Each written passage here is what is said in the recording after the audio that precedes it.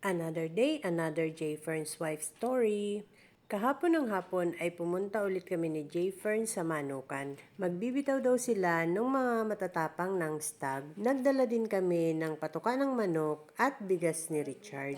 Maaga kaming pumunta dahil pag binibitaw ang manok ay dapat hindi pa tumutuka. Mas matapang kasi ang manok kapag gutom. Pagkatapos ibitaw ay napapagod ang manok at nagiging halhal. Hindi sila pwedeng painumin dahil magkakahalak. Hinakot na ni Richard sa kubo yung mga feeds at bigas niya. Pagkatapos ay namili na sila ni Jayfer ng mga manok na pagpaparisin sa bitaw. And as usual, ako na naman ang tagakuha ng video. Alin yan yung dalawa? Alin yung madiskarte? Itong dalawa yung una nilang binitaw at tuwang-tuwa si Jayfern dahil unang bitaw pa lang madidiskarte na daw agad lumaro. Binibitaw nila para alam nila pag natatapang na. Para pag pupungan.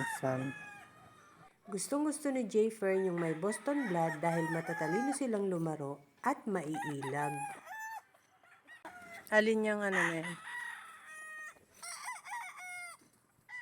Ilan ba na yan? Ilan ba na yan? Ha? Ngungurit? Ay, natapang na nga yan. 3 pares nga ang binitaw nilang dalawa. Pagkatapos nilang magbitaw ay nagpahinga lang ng konti si Richard at pagkatapos ay nagsimula na siyang magpatuka ng mga manok.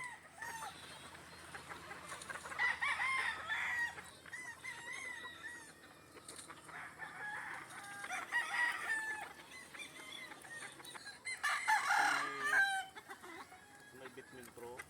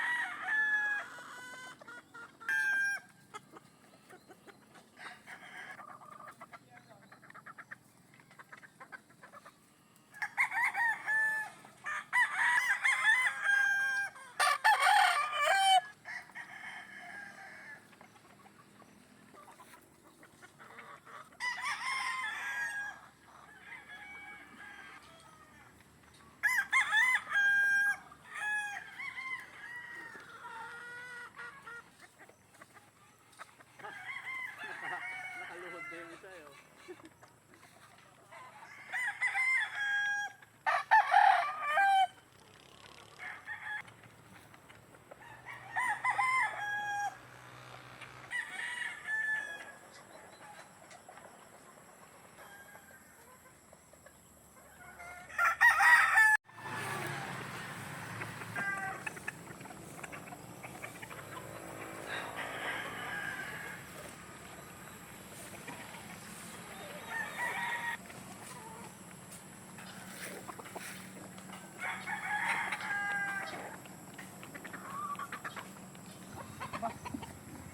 Ayos palang katawan na nito. Maya-maya nga biglang umambo na. Mabuti na lang tapos nang magpatuka si Richard. Pinapakita sa akin ni Jayfern yung bagsic line na mga Ano yan? puti. That's all guys. Thank you so much for watching. Please like, share, and follow for more. See you on my next video. Bye!